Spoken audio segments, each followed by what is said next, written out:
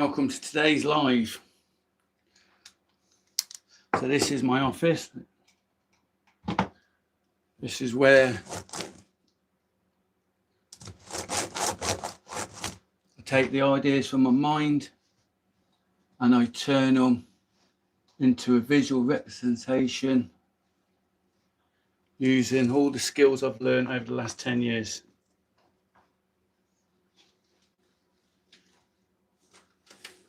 See, these are just tools.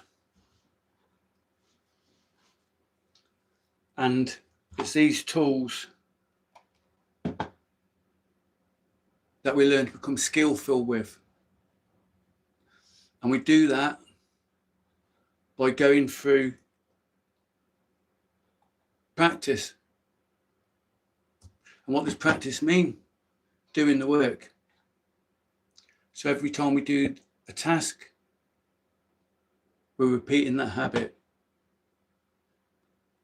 Now, when that habit is focused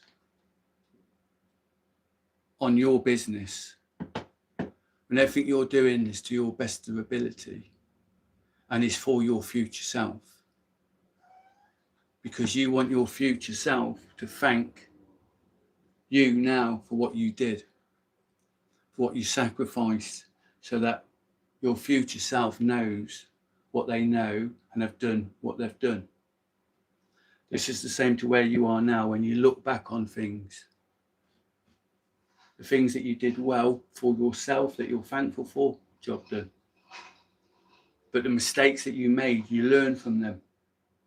Just like the mistakes that we're going to make now going forward, we don't judge ourselves from them, we learn from them. Just like when you learn to do something better than what you know before, you just take that new philosophy. It's the same. That's all a mistake is. A mistake is taking positive action and the outcome not being what you wanted.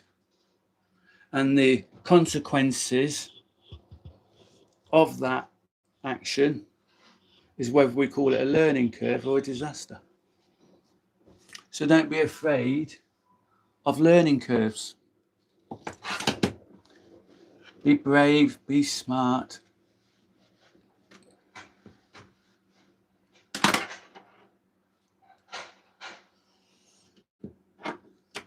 Everything that you have on your desk should mean something. So just these 3 items here. My wooden moo. A card from my past. And a memory of the future.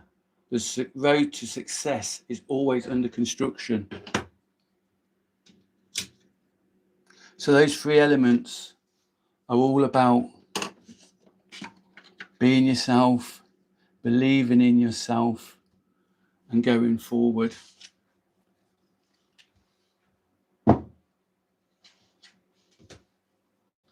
That's what's there, because subconsciously you're taking that in. And everything on my desk has to mean something. It has to do a job, just same as what's on my desktop. It all has to do something. Every folder has to be structured, every file system. So I know where all my digital assets are. I have these so I can have different tasks going on with different tabs, so you can understand how much work I do. Because as my brain is firing from this idea to that idea, as I work through the processes, I need to be able to grab the assets. I need to do research. I need to be able to cut those elements together through DaVinci Resolve. This one here is 100% color accurate. So anything I see on this screen, this is as close as what you'll see it is on cinema or on TV. This is just my reference monitor. This is on its way out. This needs to be replaced. I've had this 16 years now. It still does its job for what it does. This is my filing. This is where I can see all my hard drives. This is so I can come into a project, work on the project here,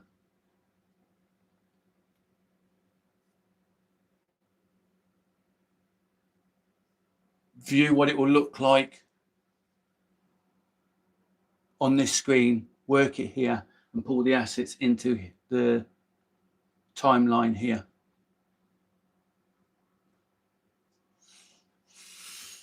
I use an MX system. So we've got the control pad, we've got the wheel, we've got the keyboard, we've got the mouse, we've got the microphone, the Wave 3. I've got the DJI mic here. I've got an S3, which I'm being filmed on, and that's got the wireless adapter in. I've also got many hundreds of watts of audio power to come from these two speakers and these two Rockford subs here, and I've got the Rockford amp underneath here. So this is why I have a 12 volt 30 amp adapter here, so that I can drive the amplifier to give me the quality of the sound. So when I play something on here and I go to the sound, I can really get the thunder of what it will sound like in a cinema. And remember, I'm in an 8 foot by 8 foot room. Here is where I have my desk.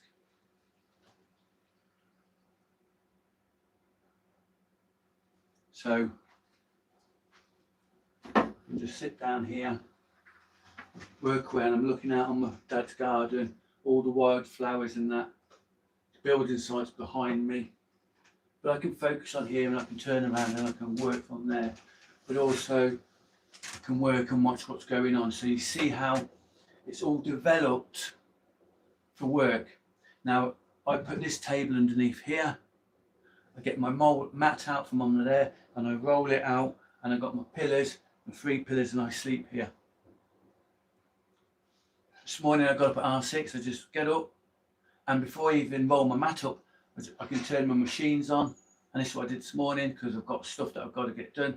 I didn't even roll my mat up, I just stood up, turned my machines on, set my agents the task to go and do, rolled my mat up, went downstairs, come back up with my drink, wrote in my book, because I've been working in silence the last couple of days because I've had to reflect on myself.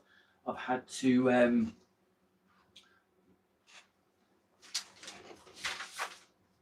write some hard questions, right?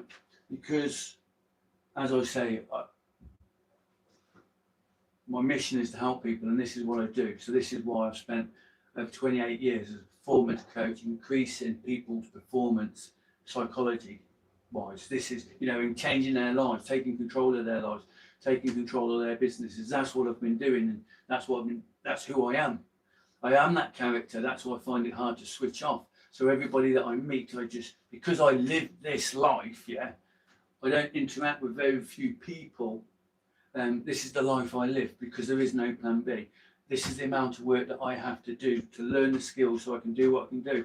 And that's what the book's all about. The book is the proof. Yeah, the book is the proof. The files, the renders,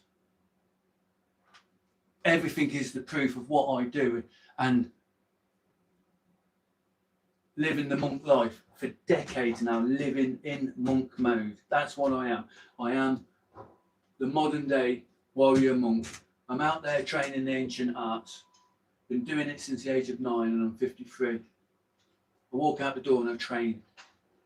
Even here I can train. I've got the bands. I train here on this empty space. And then when I ain't training, I'm on the computer working, or I'm writing, or I'm reading. And then what the interactions I have with people, because this is the pace that I work at, they can't handle me. Because when I hear them moaning and whinging and complaining about their life, what am I going to do? I'm going to say, hey, well, if you take this action, you do this action, you're only you can save you. So I ain't going to sit there and listen to people telling me they can't do it, and they complain and they moan and they whinge. And when you give them all the work and the energy and the ideas, and you lay it all out for them, and you invest your time talking to them, and they still don't do it, and you do it repeatedly, there's a point where you have to say no. And you drop them. Well, I want the best out of people. That's what I do. It's like the girl that I met the other day, who had never thought about what she's now going to be doing because of an interaction with me. And I spent 3 hours with her, and I showed her what's what. She sent her first 5-minute video back to me this morning. She wrote her first 5 projects out. And now After I've done this, I'm going to go outside and move for a bit, because I've already setting up the projects now. So she sent me that media now I can process that media. And from her media, I'm able to now move forward and do my part of the work. The back room is now been cleared out. I've now got to go through the stuff and throw stuff out, and I've already started to do that. I've got the design for the studio. Now we know what it's going to look like. So now we know what it's look like, I can then take the do a shopping list of all the materials we need. Also what we're going to do, like painting, the electrics, lighting, all that lot, and also the time schedule of that. So we're going to do project manage that, just treat it no different to any building site, any work site I've been on. We do our project document of what we want to do, what we need to do it, how much it's going to cost to do, what is the time, what is the skills, who do we need to get in. If I can't do the skills myself, because that's the whole point. Yeah, I learned all these years learning how to do the skills, so I don't have to rely on getting somebody in. I do it myself. That's the same with every skill that I've got. I have to wear many hats, and every hat that I wear, I have to be as good as the person that does that full time, or as close as, because I ain't got the money to pay someone to do it. I don't know anybody that can come in and do it, so I have to learn the skills to do it myself. And that's my whole philosophy. And that's why it took me, again, 10 years to do what I can do now, and do it as well as I can do now. So let's get, so you have to say, right, that's it, you've only got so much energy. So you focus on the people that are doing the work.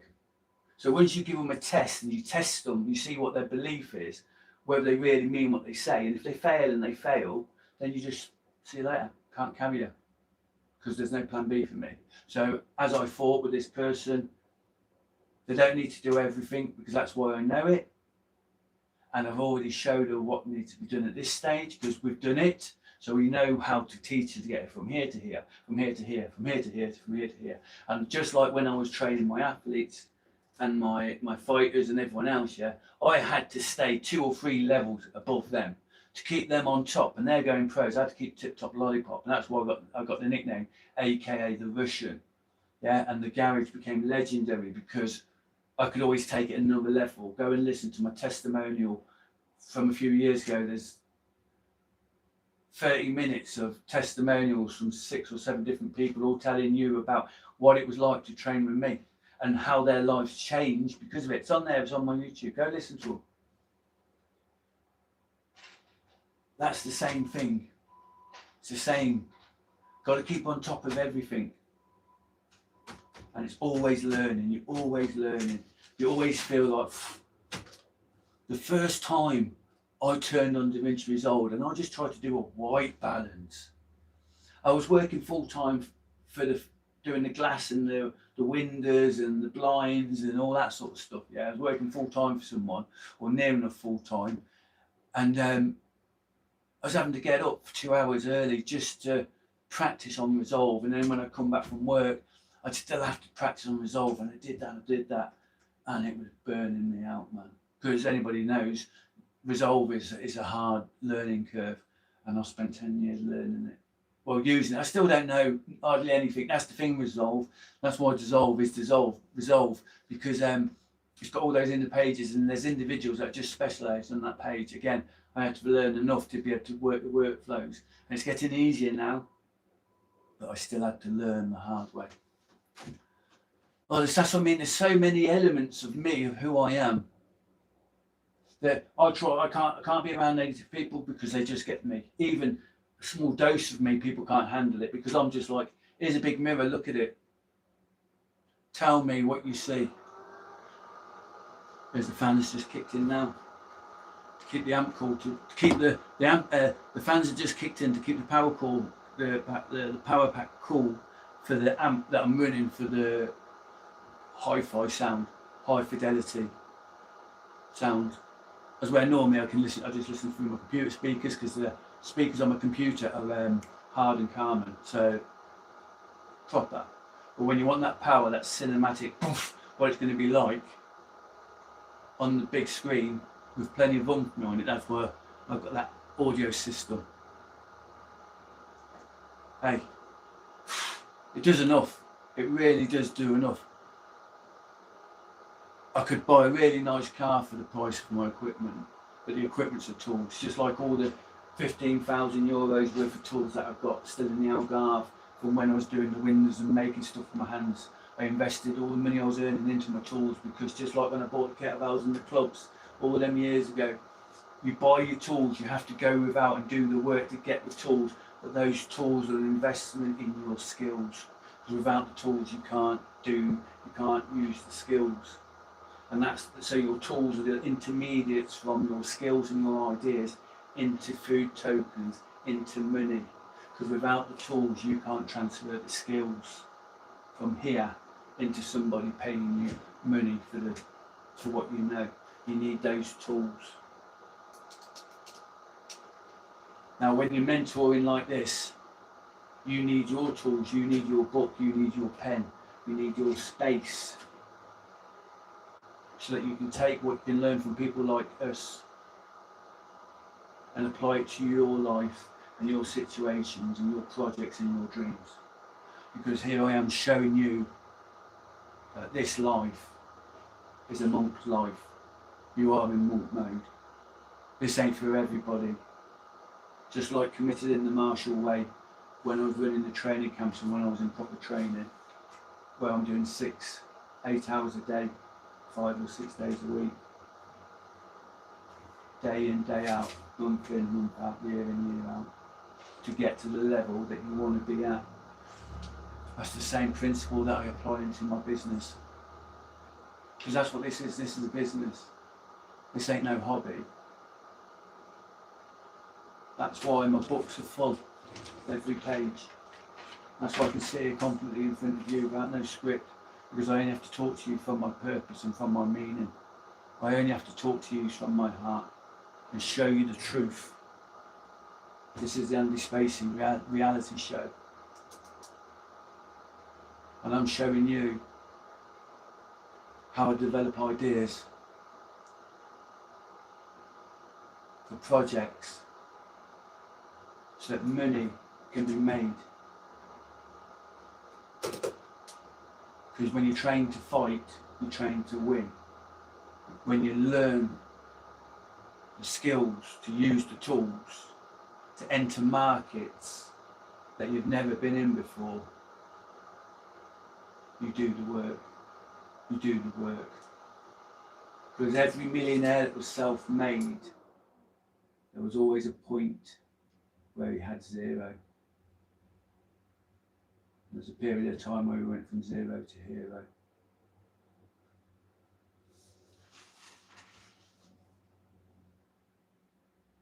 Ideas come into your mind when you program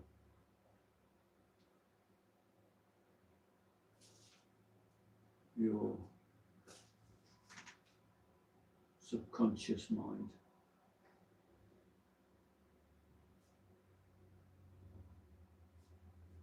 into looking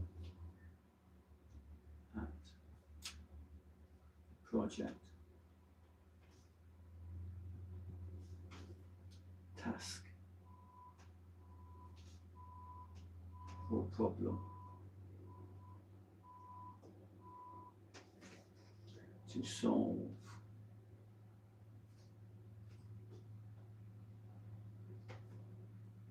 With faith and self-belief.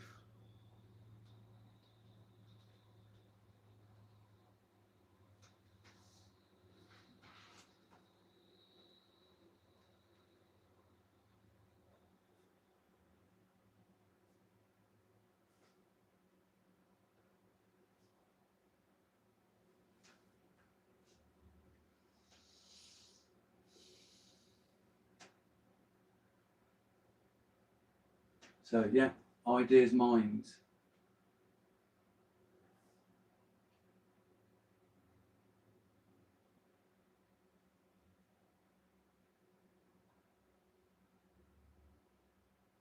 So take your ideas as they come in your mind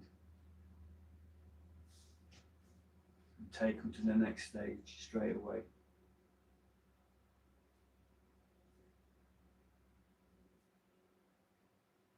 The very next stage to having an idea is just write it down. Just write it down. And you've got your phone on you now, right? There's no excuse to not be able to take an idea, to open up your phone, press the microphone and just speak the idea into your agent, because that's what I do. And straight away I'm getting feedback from that idea. Straight away. And if I don't give it another task, another question, it's still there to me to look at when I come back. But I tell you, we learned to do images before we did writing, yeah? And it's so powerful to just be able to sit with a pad and a pen and nothing, no earphones, no headphones, no music, no nothing, just nothing. Sit in the silence so that you can hear your inner oracle. It speaks to you. You've got to listen to it. First you have to shut the fuck up.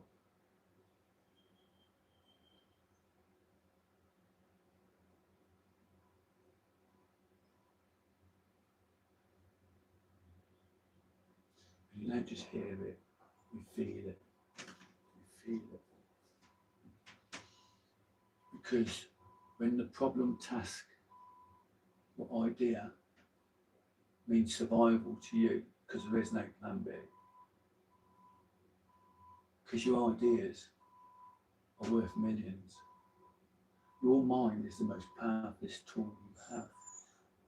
The mobile phone and the internet connection and your AI agents, that just gives you access to employees at a very low rate. So you get very smart employees at a very low rate by using the AI integration.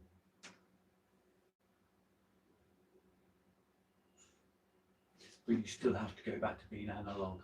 Don't forget analog. Don't lose analog. Being able to write, being able to type, being able to read. Because they are tools and interfaces so that you can take ideas and transfer it to somebody else without technology.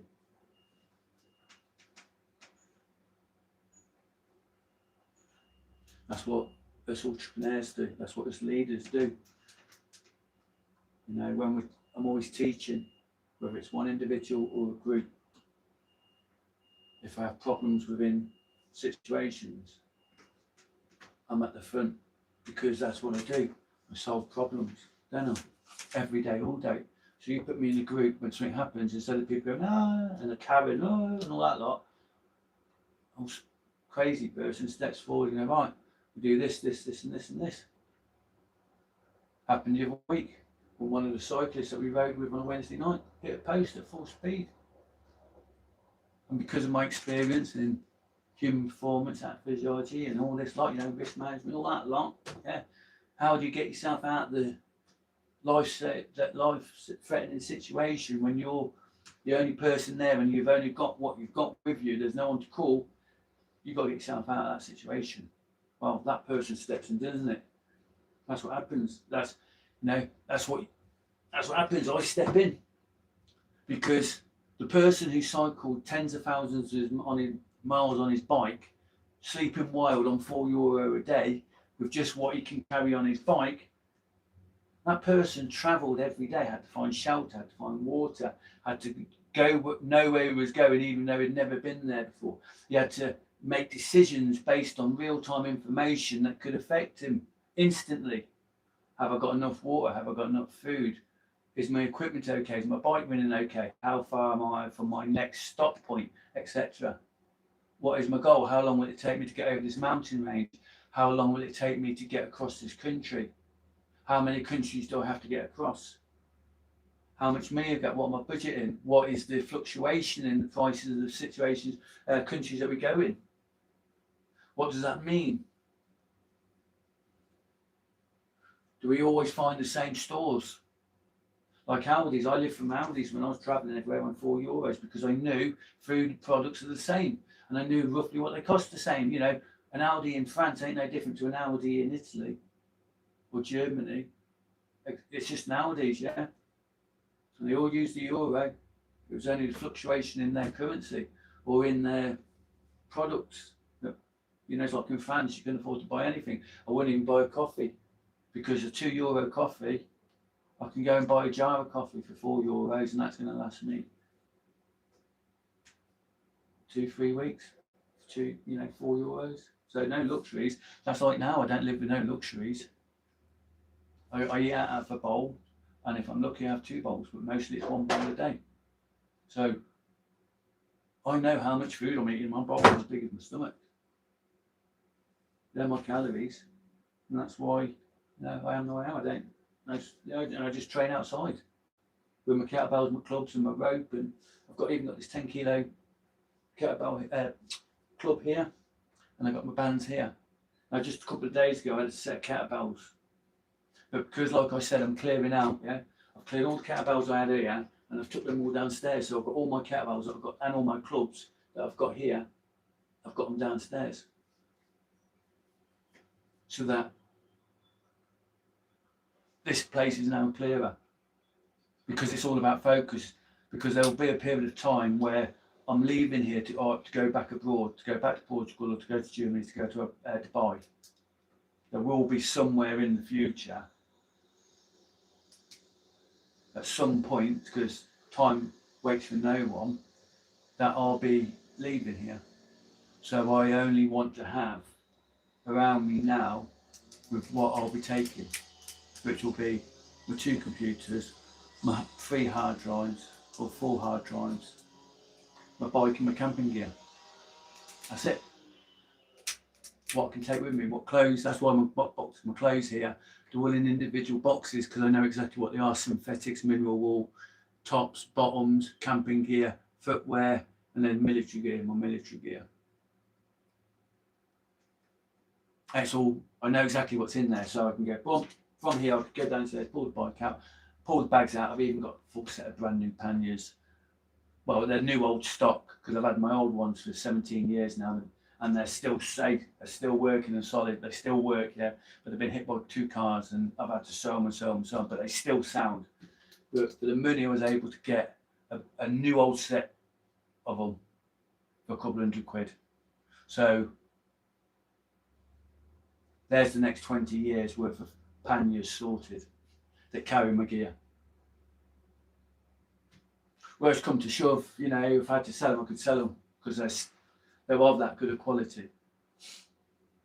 So that's it. When you know what works, when you know what's good, because you've used it and it's survived the test of time, you know what product it is. You solve your problems as you go along.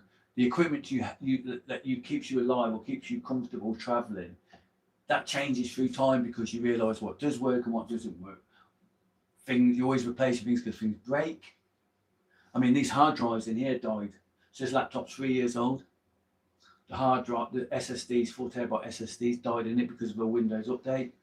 That cost me £550 to put 2 SSDs in there. But now, allegedly, I've got 5 years worth of warranty on all, or the amount of terabyte. Well, I'm not writing the amount of terabytes, so I should be okay now for 5 years. This screen I've had 16 years. It's now on the way out because it's flickering when I turn it on, so I'm going to have to replace that. I know for £100 I can get a really nice quality second-hand monitor. My gimbal, I've had my gimbal 5 years. It cost me £100. It doesn't have the fancy AI features as the new gimbals did, but for this phone, it works, even though I have to zoom in a little bit just so, because of the wide camera on this, and it catches the arm on the gimbal. But 5 years on, 6 years on, £100 still working. Mobile phone, and that's why I'm able to get great shots, because it's all about the physical movement, and that's where my martial arts comes into my camera movement. That's why I get such nice movement when I'm filming people, because I'm a human performance art, lifetime martial artist, and I interpretate what the movement is, because I'm a director myself. I can move the camera and follow the subject even though it's all live. And that's why when I film the fighters and that, because I know how to move around them and move with them, because I know what combinations they're throwing and what's going to come next in the reaction, I'm able to get such great shots filming fight scenes and fight action and fight training and fight in flow, because I spent my life learning the movement. And if I see someone throw a shot, I automatically know what the reaction would be, so I follow the camera with it. And that's what makes me unique for filming that type of content. But it works with everything, because you think of the image, the frame is what you're looking at a photo, is it just a photo? And then you just press record and you move with it. Oh man, I tell you, that's why I say to people, oh, by the way, I'm crazy, because there's so much information, so much what I have to do. That's why I can talk. I can just press record on these and just talk and talk and talk about what I do and how to do it, because I'm doing it. It's only whether you can accept the format in which you see. If my voice doesn't annoy you, if it's not cut to enough actions and enough graphics come up. But the nice thing about taking this and this, I can now take the processing of filming this, transcribe it and break it down and look at what I do right and what I do wrong, so that I get better. Because I want to be better. I haven't just invested in the money in building a podcast studio in the back room. I haven't invested 10 years of learning how to edit and grade and thousands of pounds of equipment and 10 years of not working for anyone else but myself, and not earning the 600,000 that I would have earned if I just worked for someone else. I invested that time in learning the skills. Because if I do my job right and I get the people across my line that work in the projects that we're working on, I get paid at the end. If they make money, I get paid. I get my royalties, I get my commission, I get my investment share back. That's why I invest in people. And I put the tests. If they don't do the work, if they don't do the tasks that I send them, then I don't take them no further, because I only send them tasks that benefit them. So these people that I'm working with now for these projects, I'm like, right, this is what you've got to do. This is what you've got to write. This is what you've got to film. This is what you've got to make. You've got to tell me what you're doing. There's a lot of what's there, but that's what it is. You've got to show me your work so I can assess it and then send it back. I can listen to your business ideas, I can research business ideas and say, here you go, because I've spent my life asking questions. So that's why I bring what I do to my clients, because I'm able to ask the questions that they don't even think about. I see situations that they don't even have no idea about, because I'm used to seeing the potential in people before they see it in themselves. Just like a fisherman can look at the water and say it's going to be a good day for fishing today, or it ain't. Just like as we travel, we can say, we can feel what the weather's going to be like. We see it, we feel it, we hear it. It's underneath us. When you're traveling, the weather is on you.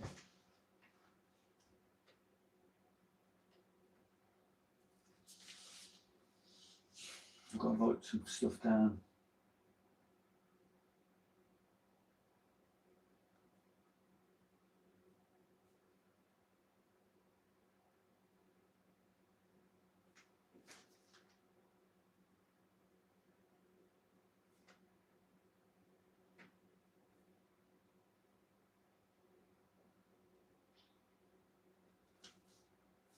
See, most people put this much energy into one project.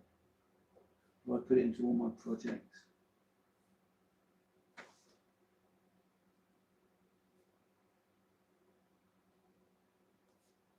And just like fishing, the more rods you've got in the ground, the better chances you have of catching a fish.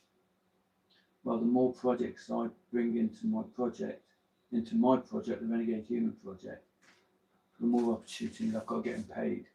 But there's only so many people I can bring in. That's why I don't work with many people, because there's only so much energy I've got to work on my own projects. And each one of my projects is one of their projects. So out the ideas, I might be working on 3 or 4 ideas of my own in different areas.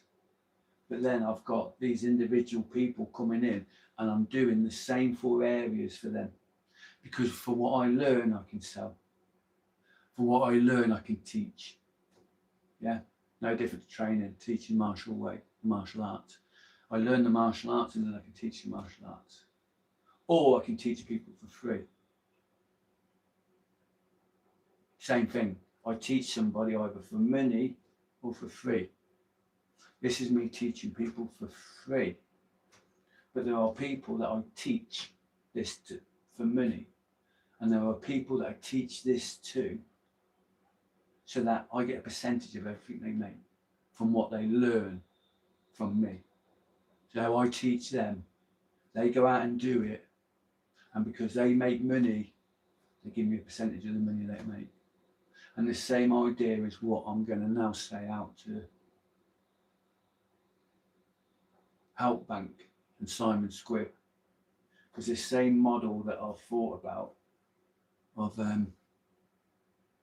put all the documentation together and everything, because that's what the proof is. The proof is who you are. What you say you're going to do and what you do are two different things. Gone are the days you get an advancement for what you say you're going to do. A book writer getting paid in advance of writing the book. No, the book don't sell, you don't get paid. And in that pipeline, there's gatekeepers like with everything. But the thing is now, you can remove the gatekeepers away for a period of time until the gates are reinforced or changed or the land barrier is moved. That's what happens when rules change. The fence is moved forward. So where you were in front of the gate or behind the gate, or there is no gate, now there is. And that's what adaptation is, you adapt. Now, just like horse racing, not all ideas are in the race at the same pace. And the scoreboard is the winning board. So you can have all these multiple projects going on, and they're just like horse racing or car racing, anything, and nudging forward. So only when you're across the line that you get paid. Now, for an individual business, these are the elements, and all the elements for your business are moving along, and you only get paid when all your horses get across the line. Or you might get paid a percentage of each horse gets across the line. That makes sense. And that's why having a structured book that can also be you can be free in it, to move around in it. You can balance and monitor and edge those projects forward, so that you get paid at the end of the day. You get paid as you get across the line. You go and collect your winnings. If you don't look after your horse and train your horse and feed your horse well, you think it's going to get across the line first, no, mate. And that's who you are. And that's what your ideas are. You've got to treat your ideas like you treat your horses, because they're worth millions, and the actions that you do are priceless.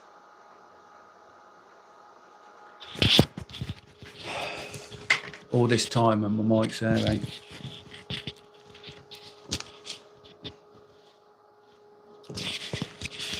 You probably picked up the fan.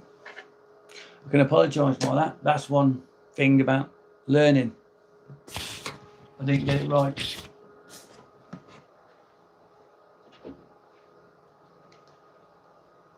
I don't know what the audio was like.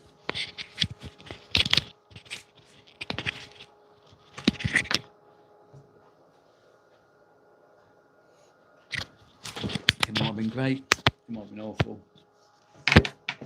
You might have just seen them for however long I've been speaking, waffling away.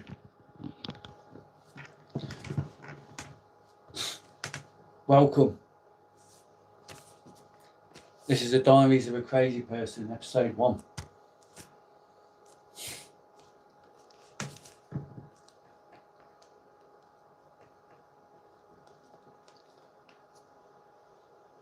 This is what it's like. Got to get all this stuff out of the head now onto paper. I always work in quiet.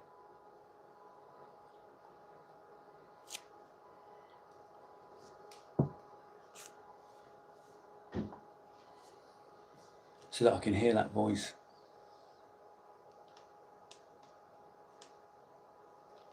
Got to do a test shot in the back room.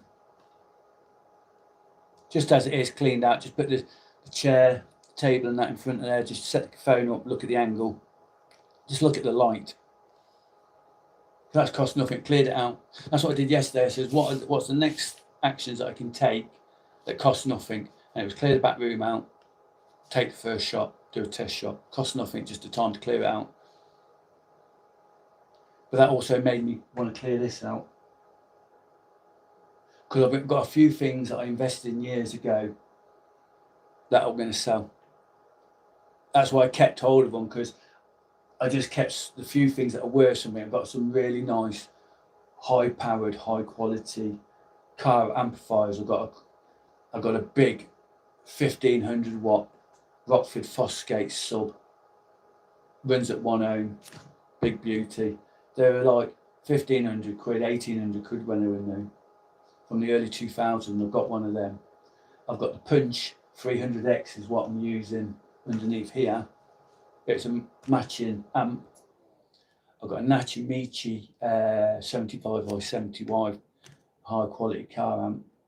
But also I've got a Kenwood PS2 amp, tri-bander, big solid amp with self-protection on it. And then I've got all the gold fuses, the gold boxes, all that stuff. That's one of the reasons why I'm deaf in one ear, like, because in my van I used to have some really 135, 136 decibel subs. Because what used to be in this sub were two 10-inch Rockford subs. And now I've got two 6B9s in, because these are really old. These are, 26, 27. These are 28, 29 years old. It was made. I made this 29, 30 years ago. I made this box, and it had two 10-inch Rockford subs in it. Well, because they've been in storage for so long, when I pulled it out 3 years ago, all the foam had just disintegrated.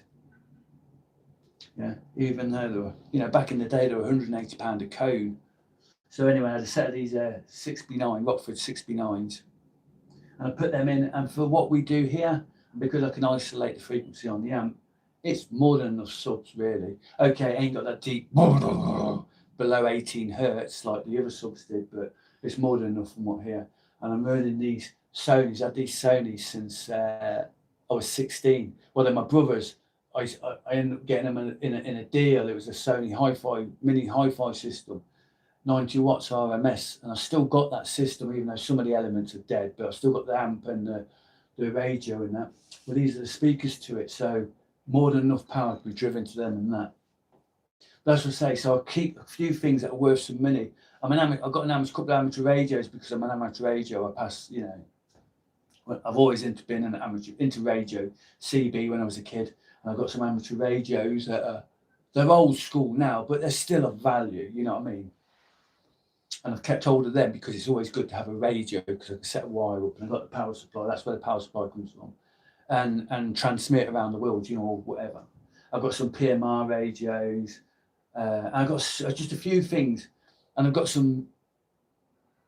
just a few items, not many, but the items that I have kept for all these years, for 30 years or plus, they're quality. They're all quality, and I've got one box there which has got just stuff from all my life in it, just simple elements and memories, letters from ex-girlfriends when I was 16, and just little elements from all across my time. And I've got a few things from Jim. Jim's passed away now, so a few things from Portugal, and that one plastic box is just full of elements from my life story. And it's going to be heartbreaking to get rid of them, but I do know that I can't take everything. So all I can do is take photos of them and make digital copies of them, so that I can always look on my phone and see and remember what the item meant, even though I won't physically be able to hold it, because I can't take with it on my bike. And that stuff's been with me, like I say, all my life, that one box. And I've got to let it go. And I will, I promise you this now, as I promised myself. Yeah. Promise to film / record my memories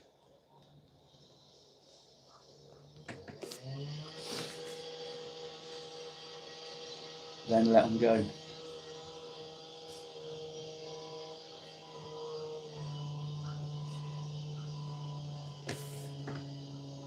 And that's showing you the process.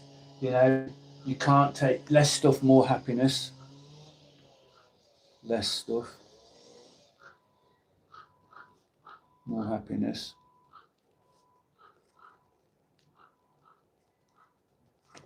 Accept it now. Accept that you're going to be tearful.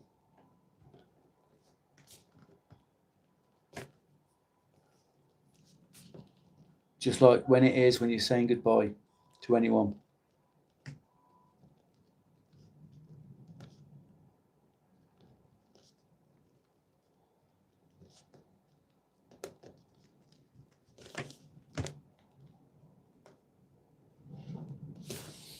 Yeah.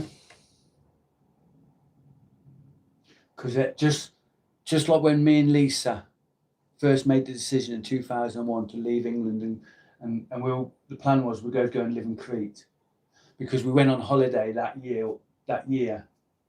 And what happened is I was running a contract for BMW, because I run my own valeting company. And when I came back from, see again, here's the life story, or part of it. I came back from Holland when I was 25 after setting a graphics printing type company up there, right? Yeah. I come back with my tails between my legs because I was just too far advanced to where technically we was. But I came back with my tails between my legs, and I learned a skill how to clean cars. And because the principle of do everything you can to the best of your ability and learn all the techniques that make you from somebody just knowing how to do it to being a master. So I became a master car cleaner, a master valeter, a master vehicle restorer, you know, looks wise. The company that I was working at Honda, they came to me and they said, we see the quality of work you're doing and that you're doing all the work. Go and get your insurance and we'll give you the contract. Yeah. And that's how I became an independent car valeter and run my own company.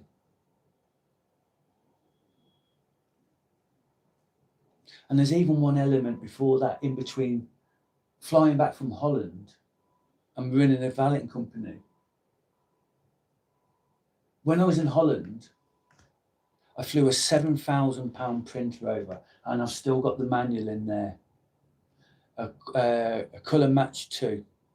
We are talking 1998, and that printer was £7,000, over £7,000. It could print AA4 photographic quality, magazine quality, and it could do 11 pages a minute at that resolution. The same resolution that your 50 quid printer will print at. But back in 1998, that cost me £8,500. And I say I've got the manual in there because I know, because I've seen it not so long back. I've still got my digital camera that I filmed with back then, which was a DX7, a Fujifilm DX7. That cost me £380. And we're talking 640 by 800 SVGA. Sorry, I'm clicking with a pen. Now you can pick that up on the microphone. I've still got that DX7. I left my printer in Holland. When I came back from Holland with my tails between my legs, I left an £8,000 printer, 7.5 whatever thousand, £8,000 printer in Holland, and I had to go and work as a night cleaner at Warwick University because I still owed my mate some money, because I bought that printer off my mate's company. Well, it was his dad's company, and my mate, who is no longer here, his name was Adam Cuffley, died at 31. It was his dad company that let me buy that printer off him on the shake. Yeah. I gave him like £3,500 cash, and I says, I'll pay you the rest, because I had to believe in myself. Well, anyway, when I came back from there, I was working as a night cleaner, starting at midnight and working through till 8 or 9 in the morning, cleaning up after the university in the club area, mopping the floors, polishing the floors, and there was a crew because it's so many floors. So there was a crew of us.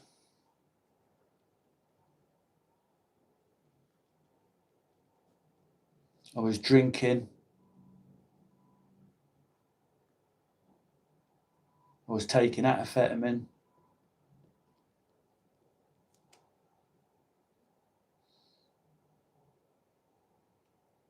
Because I owed them money, and I said I'd pay the money. When I came back, I became a night cleaner. And I was taking me something to keep me up in the night. And then I was coming home and I was drinking Stella Artois or Breaker to go to sleep at 9 o'clock in the morning, to then get up at 6 in the afternoon.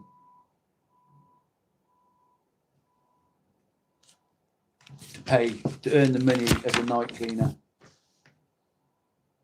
to pay the money to Adam, who's no longer here. Every bit of money I earned from that, I just took enough to pay for my rent, my bed sit, and just enough food to eat, and everything else went to Adam. And I kept doing that until I paid off what I owed.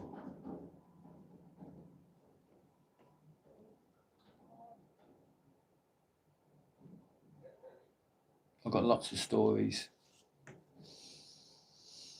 I can record, I can back everything I say up. That's why I got 32 terabytes of footage of just pictures, because back in the day there was no digital mobile phones. We had a digital camera, and I was one of the first people to have a digital camera because I knew media. So 30 years ago, Holland, 1998. While I was in Holland, I got met by Alistair Cook, who was a BBC producer for Modern Times, and I was filmed for a documentary called Amsterdamage. I was never put into the actual footage, into the actual documentary that went live, because we never finished off the footage, because I ended up going back to England before the finishing of the documentary. But that's how I met Alistair Cook, who now runs a company called Double Act. He's got offices in London, one in Birmingham and one in the United States. They've just won a load of awards for one of the island type programs, reality type programs, Reality Virgin or something like that.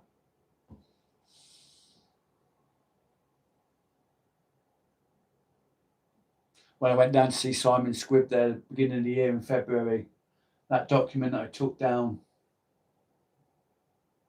that had that story in it, and it had the contact details of Alistair Cook now from Double Act, because I put him down for a company that could make the documentary that I went down to see Simon Squibb for. Because I went down to see Simon with a treatment for a real-time show, whether it's on Netflix or on YouTube Originals, for a company that's helping people change lives. And I went down with a full professional treatment, what it was worth to every individual involved, what needed to be done. 22-page document. Travelled down on the train, stopped in a hostel, seen him at the show at night, waited outside the backstage for 5.5 hours, just so hopefully I could see him get out of the cab and give him a brown envelope with a document, because that's all I wanted to do. That didn't happen, and I ended up giving it to Adam Smith, who's Simon Squibb's number 2 man. I gave him that document, and in that document I'd recommended Alistair Cook and his company for what they do, because what they do is they win awards, and I haven't seen him since 1998. but I've watched him grow. So that accidental meeting that I met of Alistair Cook in Amsterdam in 1998, where I was living, and him coming across me and meeting me as an entrepreneur, he filmed me for a documentary of entrepreneurs in Amsterdam at that time for the BBC Modern Times. So even back then, this crazy person was noticed by people that film.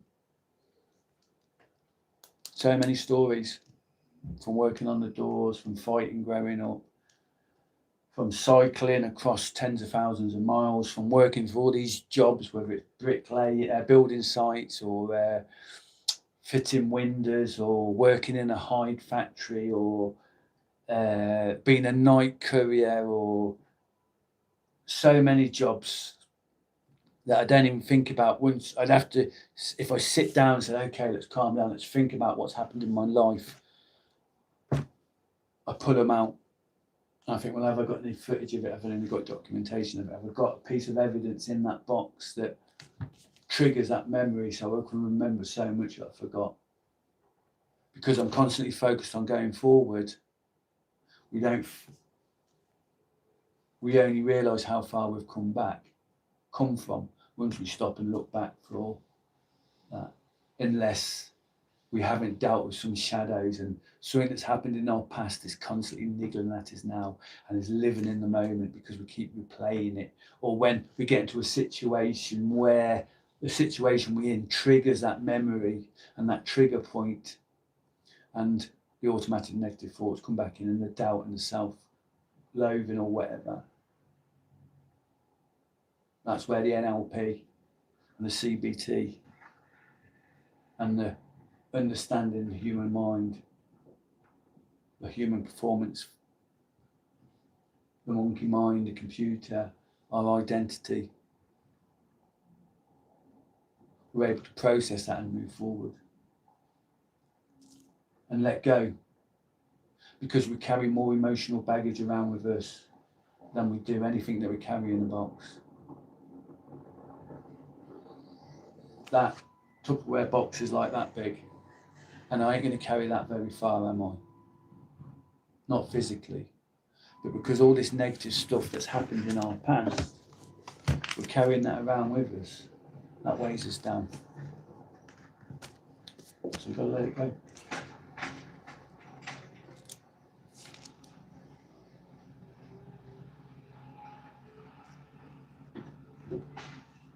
I have no idea how long we've been recording for. I've not even got it on the YouTube live. I hadn't even thought about that. I just fired it off.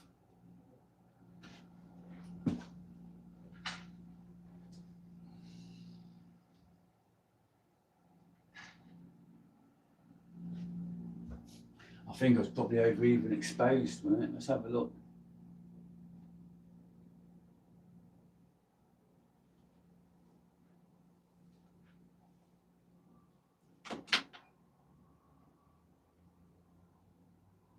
Let's have a look, see what mess I've made with this live.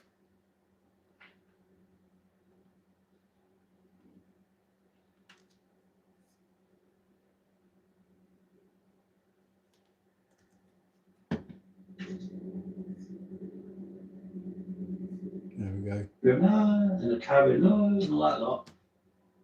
Those crazy person steps forward and go, right, do this, this, this, and this, and this. Happened the other week. Or one of the sites, what are you going to do? And what you do?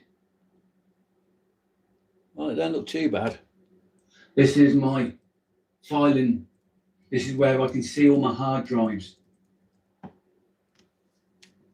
This is so I can come into a project, work on the project here. So the fans just kicked in. So this is you watching me, watching what I've just said to you. View what it will look like. That's why my books are full.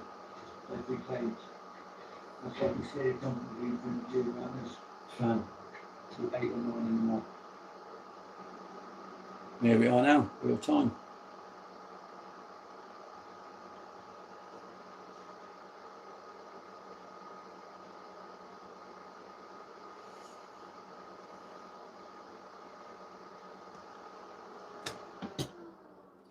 Here we are in real time.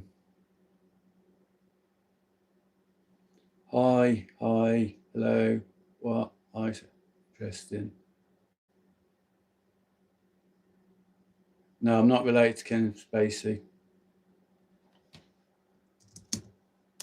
Let's see if it works. No, I'm not related to Kevin Spacey.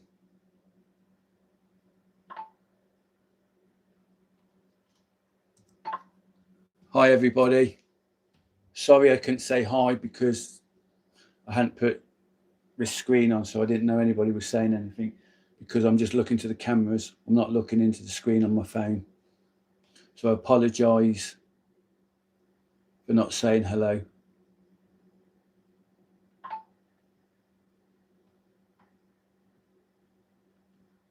Does that work?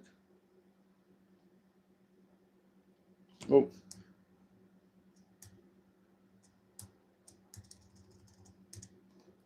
So you can't just, you've only got a limit on your quote, on your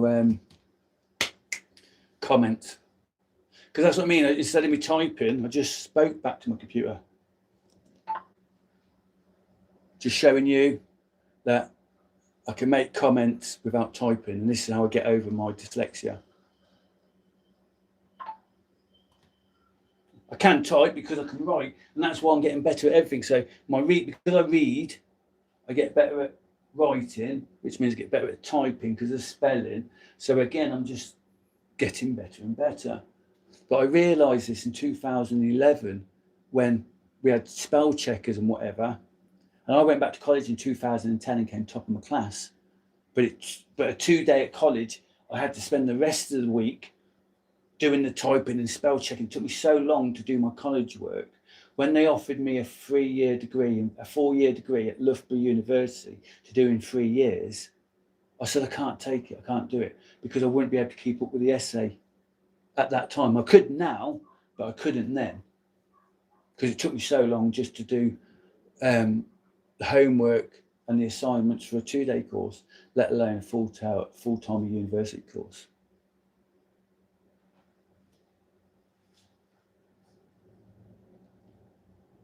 But let's have a look.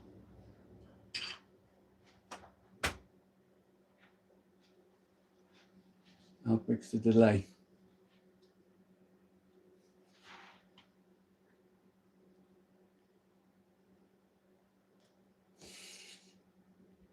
Where are we?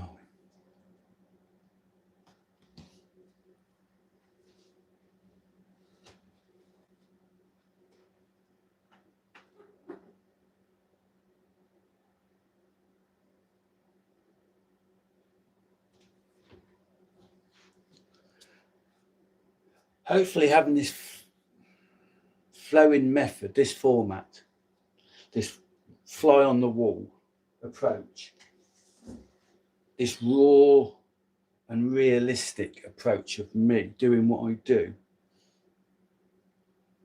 will interest a few of you, because as I will learn how to use OSB so that I can implement what I'm looking at on the screens, what I'm working with on the screens. I will sort it out so the cameras are interacting with the software. So at the moment, I'm just using YouTube off my phone. So I'm not getting that fluidity that I should be able to get as if I work with a dedicated interface software that can take the cameras, take the audio and integrate it with the footage that I have on screen and the screenshots. I can share information. So as I'm talking these stories to you, I can just pull out the media that we're talking about because I have everything filed. Everything is filed on all these hard drives.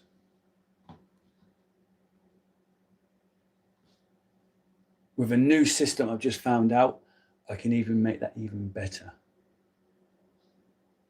With a new system I've just found out, I can even make that even better.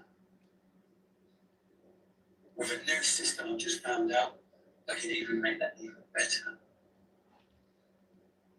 The new system I just found out. I didn't even make that even better.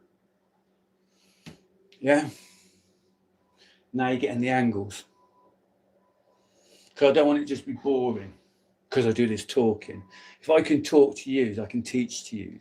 And if I can get my tools to interact with me, I can teach you what I'm doing as I'm going along. So I can show you this document. So I could say like this document here, and boom, you're seeing it on the screen. So you can read it. Because for it to become analog like this, it has to be in the digital world. And also I'm able to share learning materials with you. I know it's all possible. I can say, right, here you go. For those that want to do what I'm doing, here's the resources you need. Here's this document. Here's the link to this bit of software. Here's the link to this. Here's the link, whatever. Yeah. And for those that you want to learn and want to do, you can do it. You can do it because I can teach what I have for free, or I can teach what I have for pay. And I do both.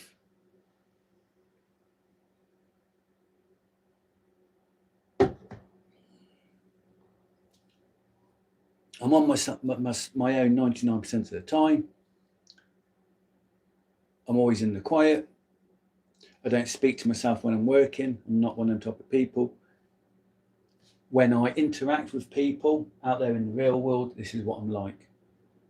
So if I do this, speaking for you out there in the world, when I go out into the world, hopefully I've got it out my system. And I can just enjoy the environment and just maybe with a few people do small talk, because I have a real problem with small talk. Because for every minute that I'm not working on my project, I'm not in Portugal with Lisa and Rufus and Romeo, living my life on the beach, training with my stick and teaching the people at the dojo.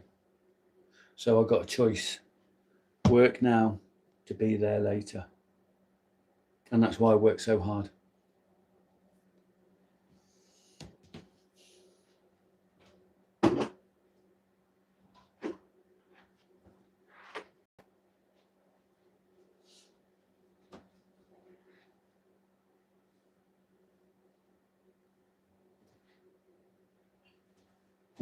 Bring the audio over here.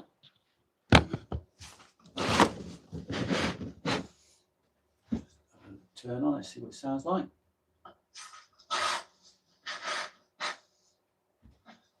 Turn on, let's see what it sounds like.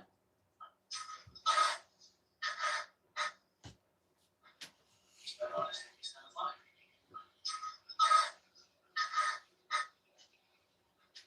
Turn on, let's see what it sounds like.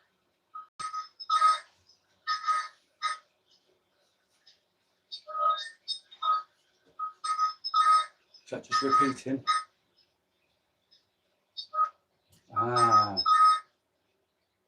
The audio is repeating, but not the video.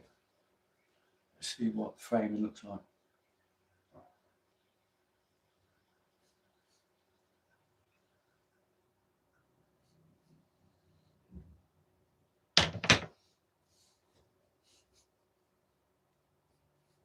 There's about a 3 second, 4 second delay.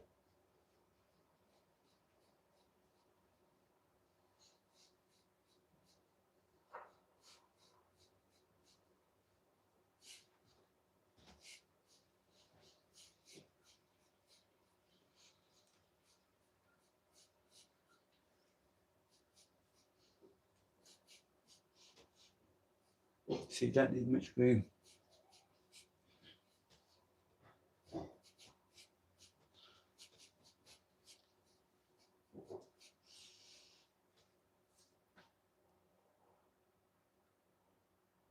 So we'll just see what it looks like.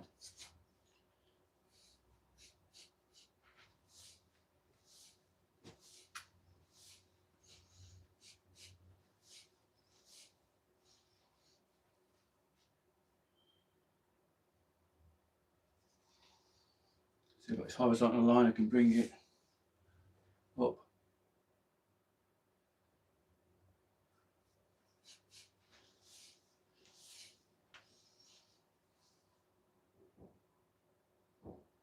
This way.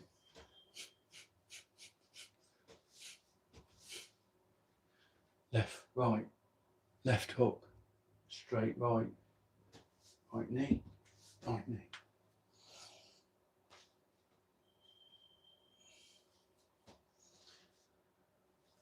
Back on the fence.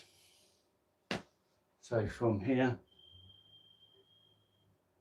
someone comes towards you, someone pushes you, someone goes to hit you. Back on the fence. Because that's what happens. You're just going to step back onto your back foot. Your weight's going to shift over. Your hand comes up naturally because you're going to protect your face.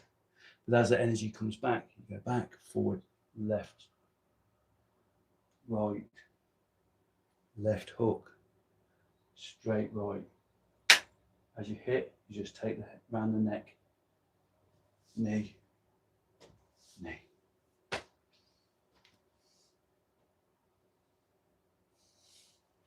So you can imagine someone's just coming in, they're just coming at you, they're coming to swing at you with a bottle. You know, something's going to come up, you're naturally just going to step back and your hands are naturally going to come up. Because that's what happens when something tries to hit you. You just bring your hands up, protect yourself naturally.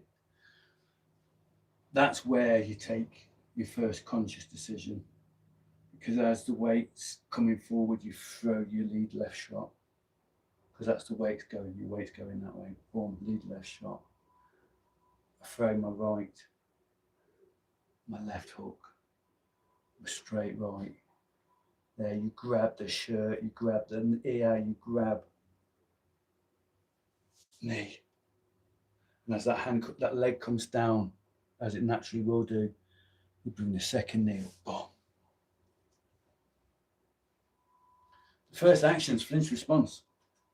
If somebody throws you a ball, you're just going to flinch, left, right, knee, knee.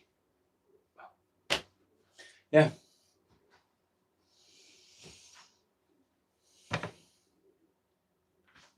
See, I might just do stuff like this while I'm in between render.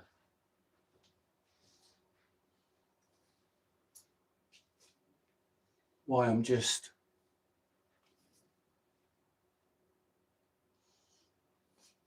working.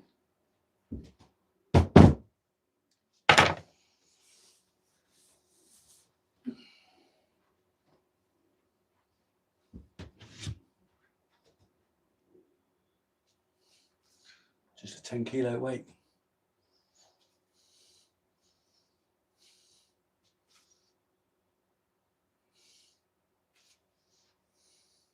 See? You can just be thinking about a problem or waiting for something to render, or whatever. You're in the office. This is, yeah. You just pick the weight up and you just throw it about.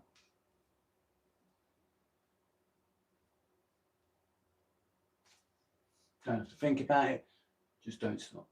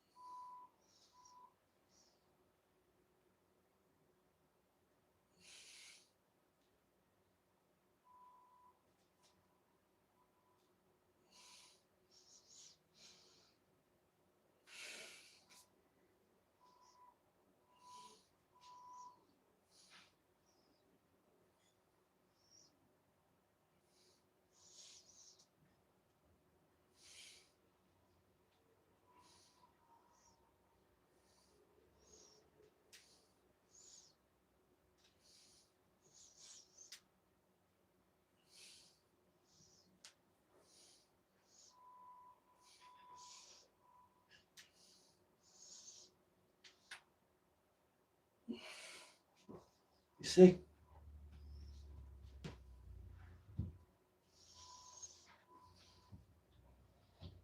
Just a 10 kilo dumbbell.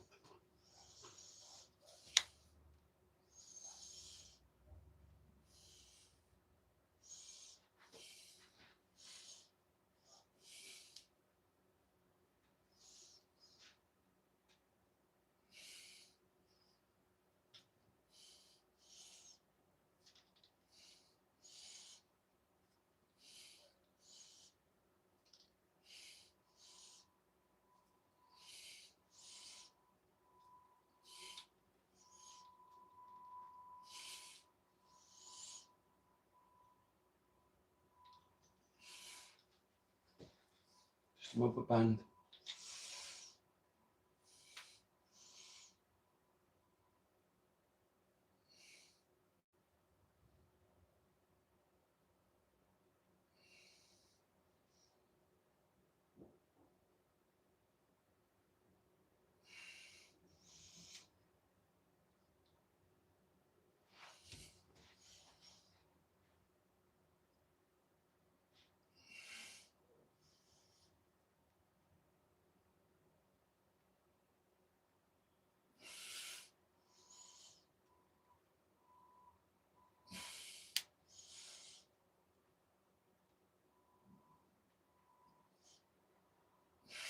Well, there you go. You can't get more of a office workout than that, can you?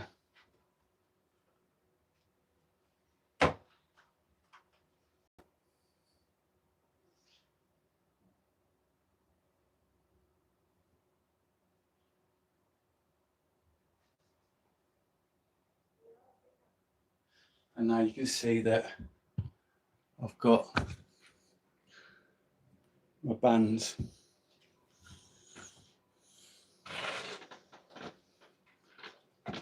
So I can do my partial reps.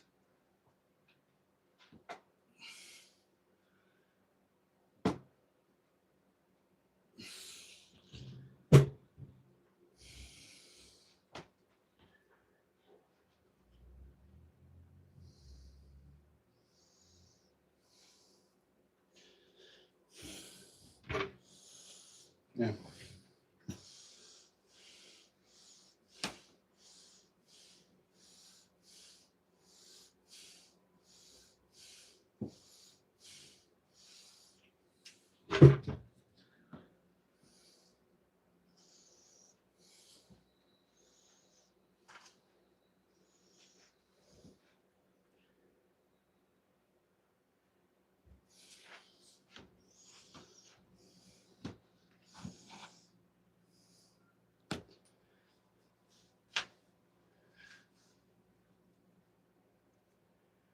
Making sure my shorts are pulled up.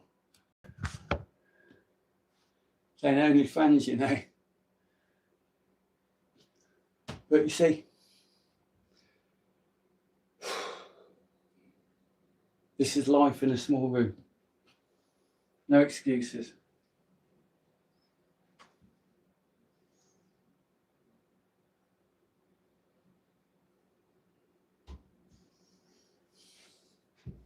Books, socks, shirts, whatever, what I sort of normally wear. Military gear, footwear, shelter, camping, jackets, trousers. That's all my merino gear. That's my end of the world gear. That's what I wear, that I take with me. That's what I take. Then here is just all synthetic stuff. A lot of stuff in here has been worn. And that's what I mean. There's stuff that I'm able to get rid of and is still like new or whatever. So it's going to go to somebody who needs something, or it'll be used, but I don't need it. Same with some stuff that's in here. I don't need it.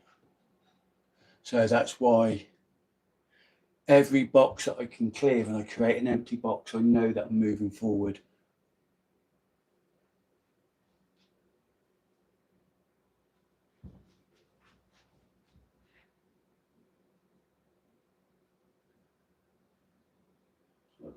Sorry about that.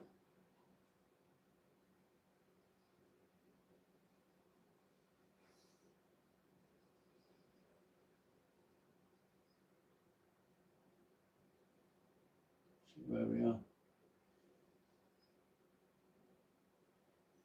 Yeah, sorry about that, you didn't see. So camping equipment, footwear,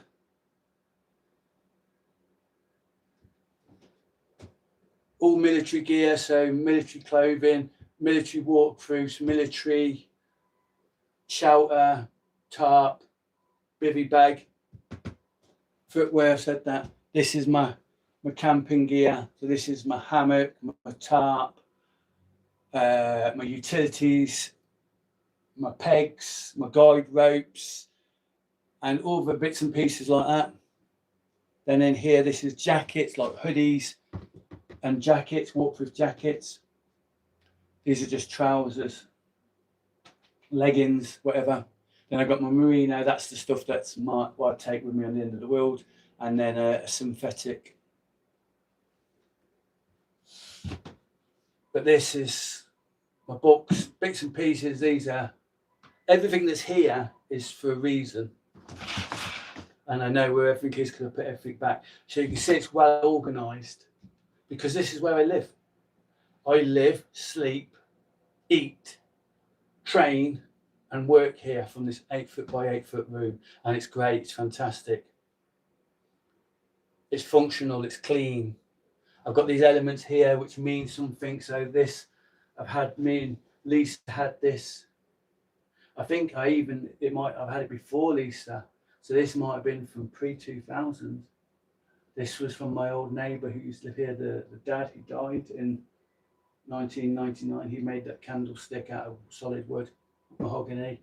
I got these two that I found, God knows where. One's broken, I had to glue its neck back on. So I love wood.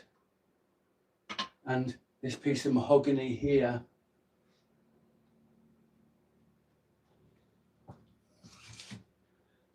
this piece of raw solid mahogany here came from Paul Hunter, who's no longer with us. He gave me this years ago. He actually slept on his floor in 2011 on the very first night of leaving here to cycle around the world. Because I got from here and I cycled down to where he lived in Fenny Compton, and I crashed. I slept on his floor. I got a photo. I didn't have a photo of me and him there, but I had a photo of me sleeping on his floor because he took it. That's what this piece of mahogany here is. This crystal, this came from Anne Hunter.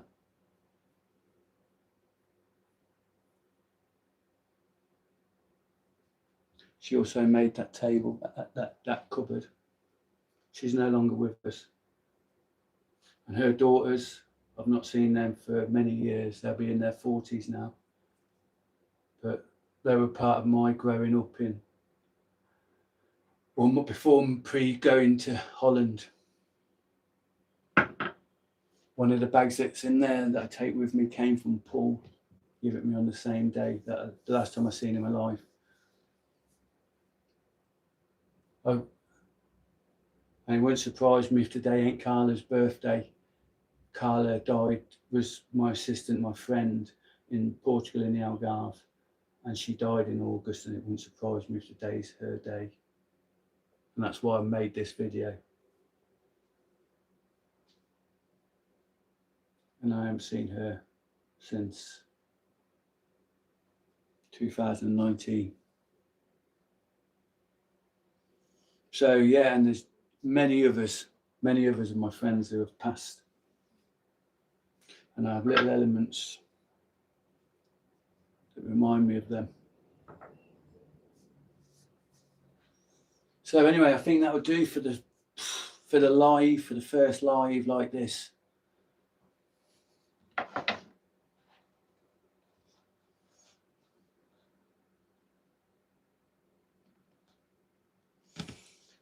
At some point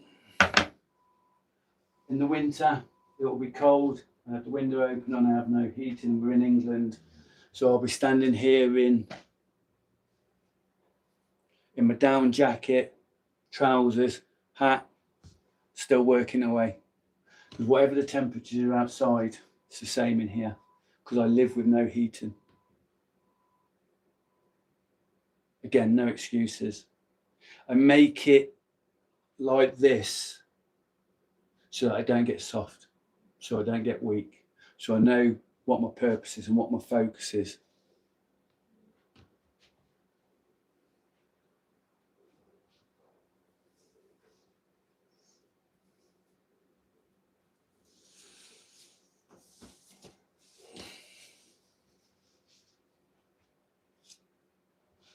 We know what our focus and our purpose is.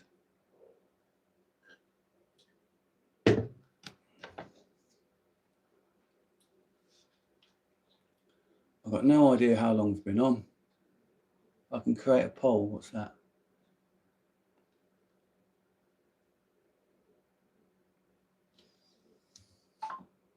It's for you to ask the questions. Am I crazy? Yes. Or crazy? No.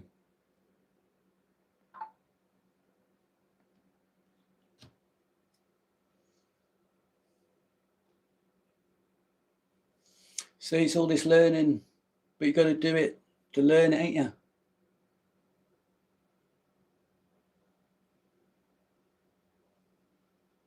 How can I get better at doing this if I don't do it?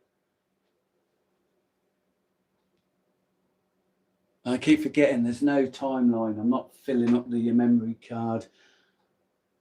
I haven't got nowhere, and you ain't got to go nowhere because nobody's listening at the moment.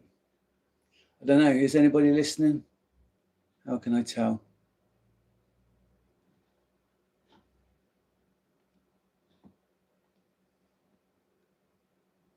Two watching. Is that in real time? Is there two people watching? If so, make a comment. How do I get that back up? How do I get that back up?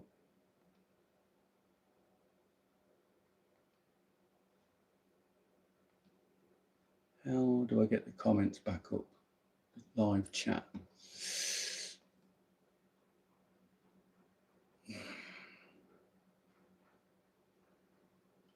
I don't know if anyone's making any comments now. I've gone and stuffed it.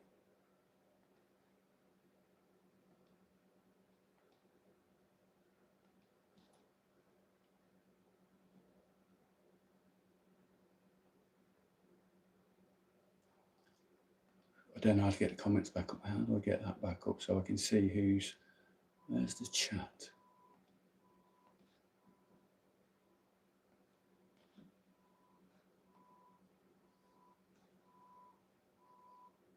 What's that view?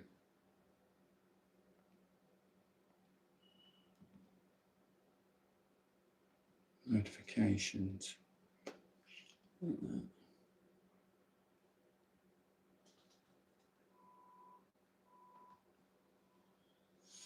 Is it because I've gone out of studio? Content live.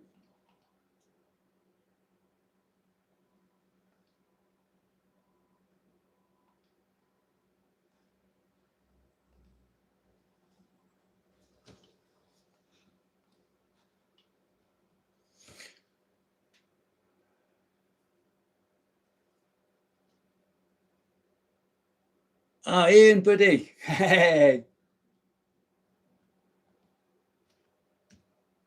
Yes, Ian. I tell you, you want to come up here.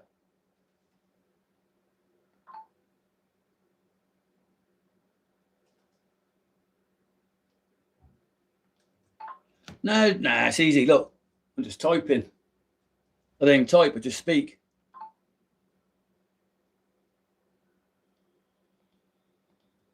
No, that won't. No, it's, well, I've never done it before, so. You see, Ian, for you that are, rewatch this again, if anyone ever does, he's known me since I was 15 or 16, 15. He's from the CB days. So Ian knows me. So, and he knows me in the real world. So he knows I'm crazy. But he's never seen me do this before. But he knows I'm crazy because he's one of the only people I see.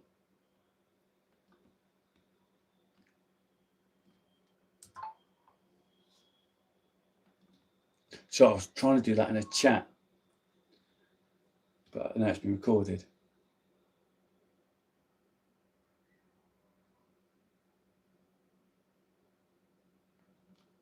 Oh, you're doing okay, Ian. You're typing with that new keyboard. But no, what are you up to later? Give me a ring, because come up and see me this afternoon. Mum and Dad aren't here, they're going out. So any time in the afternoon, it's nice out the back here. It's chilled. Chilled. So just come, jump on your bike, come out into the real world, and come up here.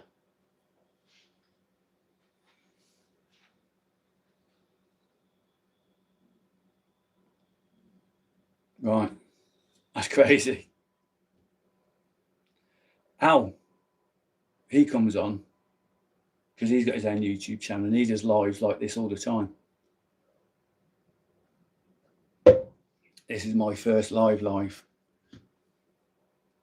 But the great thing is, this has been recorded, so in 24 hours I can download it and then I can put it into the editing software.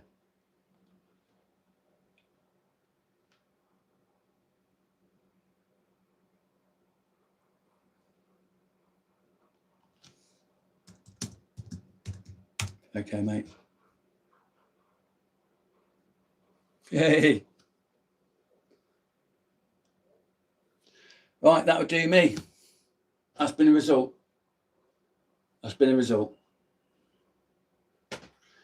I'm Andy Spacey. This is the home of the Renegade Revolution. What I'm teaching and sharing is my project, the Renegade Human Project. And I want to be as unscripted and as raw and as crazy as I am, showing you my real world, because you're my therapy.